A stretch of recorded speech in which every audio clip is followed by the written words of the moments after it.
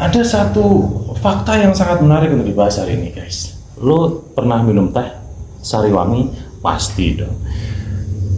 Sariwangi itu bangkrut, guys. Tapi kenapa produknya masih ada di pasaran? Kan aneh.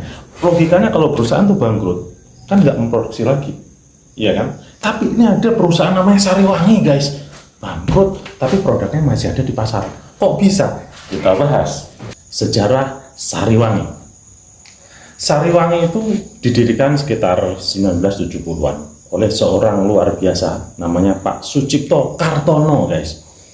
Nah, tujuan atau visinya adalah supaya keluarga-keluarga atau family-family modern zamannya itu mengenal budaya minum teh. Nah, lebih spesifik lagi adalah teh celup, guys.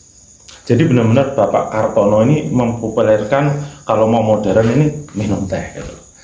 Tehnya teh celup, jadi bukan teh tradisional yang ya lo tahu sendiri lah, direbus dulu, disaring dulu. Tapi dia ngasih inilah, kalau itu produk lama gitu. Ibarat kata orang jadul gitu kan. Teh diseduh, direbus lalu disaring, itu jadul. Ini ada teh celup, nah dia populerkan itu. Dan akibatnya apa? Booming, guys, meledak.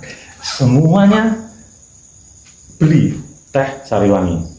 Dengan kata lain, Sariwangi otomatis di zamannya waktu 1970-an lah ya, itu benar-benar wah, ada ikatan emosional yang kuat ya. Jadi kan simpel ya, tinggal celup jadi, guys. Tidak perlu merebus, menyaring, ribet itu kan. Nah, otomatis Sariwangi pada zamannya itu menjadi market leader teh celup yang sangat meledak begitu, guys.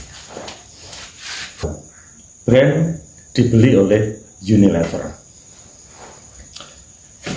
Setelah sukses pada 1970-an dan meledak di pasaran, gitu kan. Tahun 1980 ada perusahaan global namanya Global Internasional, guys. Jadi besar, guys. Namanya Unilever. Mulai tertarik nih sama Sariwangi. Wah, boleh juga nih main celup-celup nih. Maksudnya teh celup, guys. Wah, boleh juga nih main celup-celup nih. Pasarnya besar, meledak. Akhirnya tahun 1980 Sariwangi brandnya itu dibeli oleh Unilever. Ingat, brandnya dibeli oleh Unilever. Jadi begini, guys, Sariwangi itu kan awalnya dia punya kebun teh, kemudian dia produksi teh, lalu dia pasarkan. Nah, dengan brand namanya Sariwangi. Nah, tahun 1980 brandnya itu dibeli oleh Unilever, sehingga perusahaan Sariwangi hanya fokus di perkebunan. Jadi pemasok lah gitu loh. Jadi dia pemasok teh ke Unilever karena brandnya Sariwangi udah dimiliki oleh Unilever karena dibeli sama Unilever. Seperti itu, guys. Over confidence.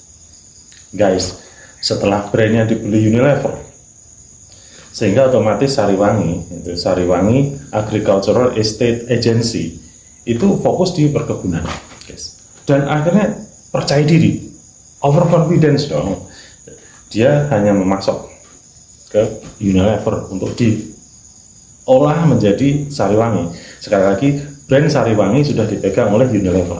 Oke, nah selanjutnya yang dilakukan oleh Sariwangi sebagai perkebunan adalah melakukan ekspor, guys. Ekspor teh. Nah, kesalahan yang dilakukan adalah dia terlalu pede untuk ekspor dan lain sebagainya. Padahal satu, harga teh dunia itu fluktuatif. Nah, itu menyebabkan dia terkoreksi keuntungannya. Ya. Kemudian ada resiko valuta. Jadi kan kalau ke luar negeri kan harus pakai uang asing kan. Nah, ini ada masalah di valuta asing yang tentunya udah harga tehnya fluktuatif, ada masalah valuta asing juga. Ya. Kemudian yang lebih bahaya lagi adalah karena overconfidence. Itu malah bahaya.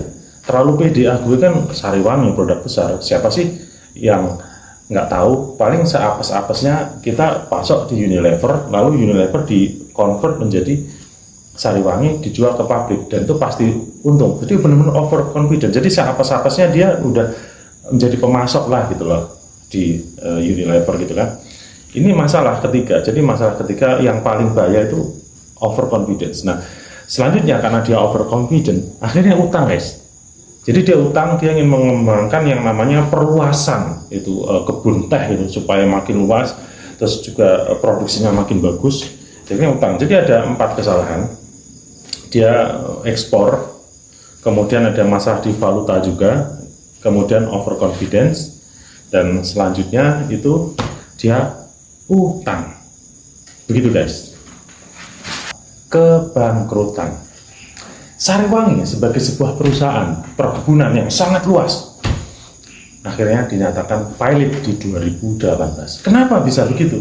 Karena utangnya triliunan guys. Lo bisa bayangkan, lo punya utang laptop aja pusing, lo punya utang motor ya, waduh pusing gua utangnya, jatuh tempo gitu. Apalagi ini utangnya triliunan guys. Akhirnya terjadi sidang tentu di PT UN ya, dan dinyatakan pilot di 2018. Kenapa perusahaannya bangkrut tapi produknya masih ada di pasaran? Nah, saya mulai jawab. Jadi pada awal berdirinya 1970 itu memang awalnya komplit guys. Jadi ada perkebunan, ada tempat produksi teh, ada distribusi teh, namanya Sariwangi. Nah 1980 brandnya atau mereknya itu dibeli sama Unilever, sehingga perusahaannya hanya memasok teh. Nah, ini yang awalnya masok teh itu nanti terlalu overconfidence.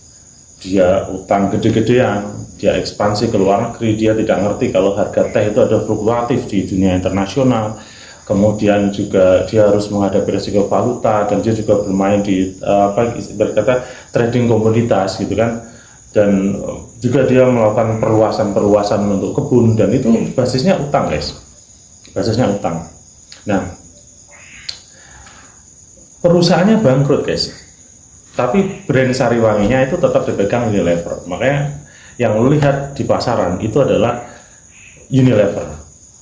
Karena sekali lagi dari sini kita dapat simpulkan bahwasanya